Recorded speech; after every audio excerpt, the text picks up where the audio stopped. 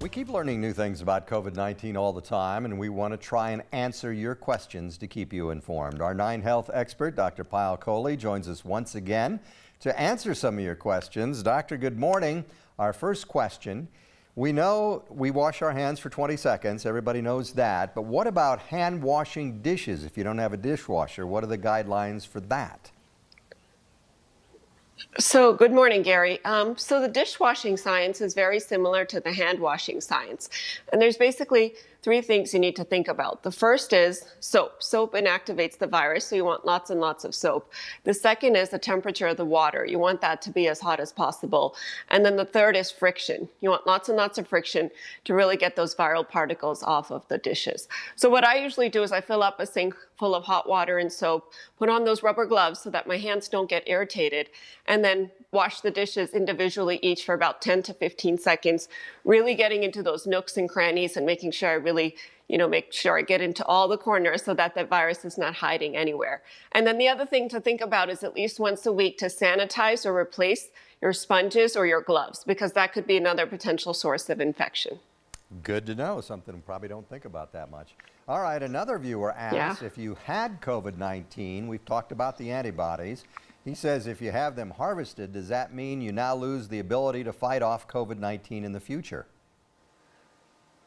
This is a great question. A lot of people are asking it because we're really looking for donors for those antibodies. And the answer is no, you don't, because the cells that make the antibodies are immune cells called B cells.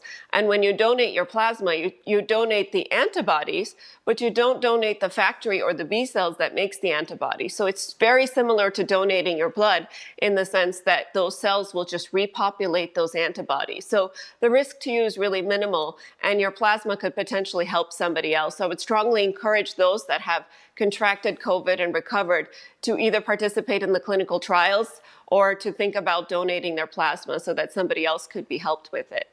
Yeah, really good idea. All right, our last question this morning about toddlers and masks. We haven't talked about this much. A viewer is asking if children should wear masks, and if so, what kind? Cotton, N95, what should they wear? So actually, my brother called me about this the other day because he has a 2.5-year-old, and the CDC guidelines say that any child over the age of 2 should wear a mask. So if your child's under 2, then they don't need a mask, but over 2, they should wear a mask.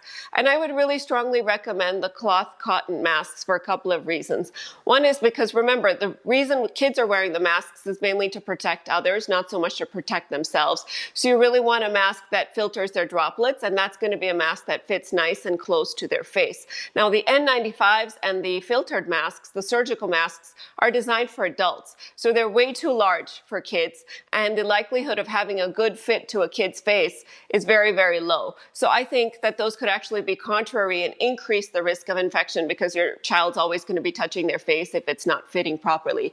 So a good fitting cloth mask that's specifically made for your toddler is much better than a poorly fitting N95 or filtered mask that lets everything in and out anyways.